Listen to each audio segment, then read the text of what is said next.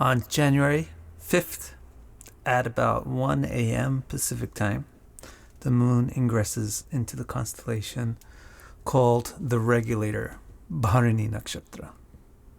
This is the 10th ingress since the lunar cycle began with the new moon in Mūla. And since it's the 10th ingress, it makes it the 11th Tarabala. Well, there's only 9 Tarabalas. So what's the 11th?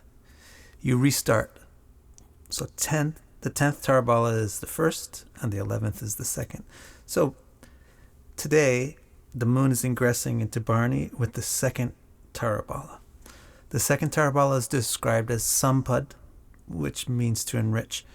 So the sampada Tarabala, the second nature, will make you stronger and better at doing what you're supposed to do, as established by the root nakshatra, the nakshatra of the new moon in this case, Mūla. So if we learn what Bharani is about, then we learn how to make ourselves stronger in doing Mūla things. Today I stumbled on a good way of describing what a Mūla thing is. The things about life that we desire, like happiness, joy, love, is like water going down the drain. That's effortless. But water doesn't always flow down the drain easily. Not because water doesn't go naturally down the drain, but because the drain gets blocked. Now the effort to clean out that drain is exactly what the effort of Mūla is. You got to dig into the dirt and the gunk to pull out the yucky things. To do that kind of work, you can't be a fluff ball. You have to be strong. You have to be stern. You have to be strict. You have to be Bharani. The sutra that describes Bharani in Taittiriya Brahmana is apakarshanta parastat, apavahanto vastat, which means that Bharani's nature is to suppress and curb.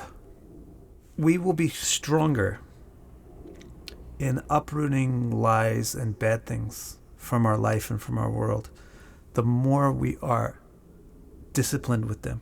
And that means setting limits. That's what Bharani does. It sets limits. We have to set limits on what we will tolerate and what is beyond what we'll tolerate. We have to set limits on what we are allowed to fudge and what we are not allowed to fudge. And you can't cross that line of dishonesty.